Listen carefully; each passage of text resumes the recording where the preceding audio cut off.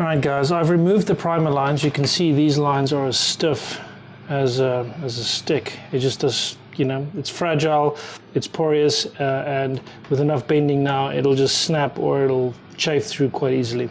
I've taken them out of the protective sleeve, which goes from here to the primer, which is over here.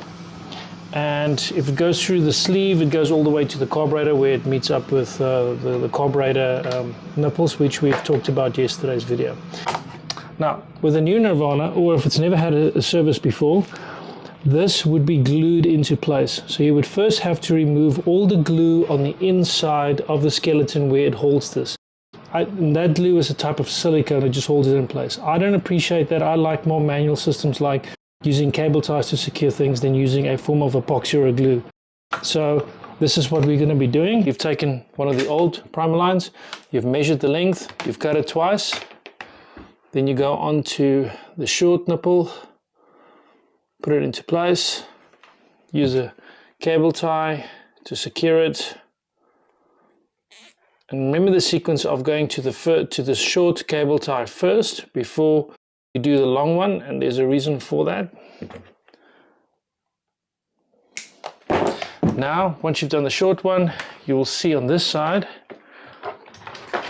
just going to put it over here. Hopefully you guys can make that out.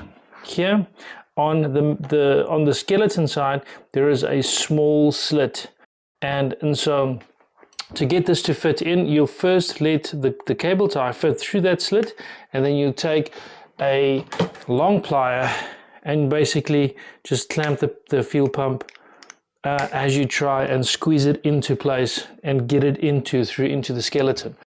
Now you'll be sitting with a situation where the one fuel line is primer line is on the inside, then from the inside you then connect the second fuel line, put it into place.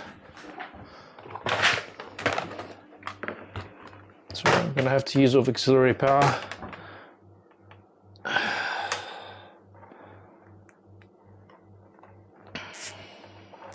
Connect that one, off, and last but not least, basically this is what I'm trying to show you guys. Instead of using glue or silicone to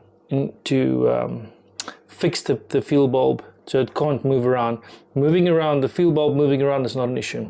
What is an issue is the fact that you're going to have to remove that silicone every time you do a service. And as a 100-hour preference to owning a Nirvana long term, this is a better system to use.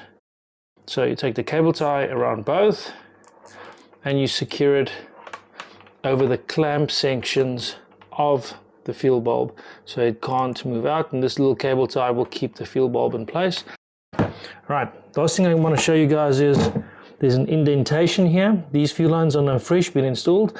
Make sure that the fuel lines go through this indentation that's stuck there, because if they are loosely fit like that, they can get jammed between the fuel tank and the skeleton, and then the primer bulb will not work, and so you'll be sitting with a nothing burger situation and not being able to secure it. So take your main fuel line through, push the tank back in.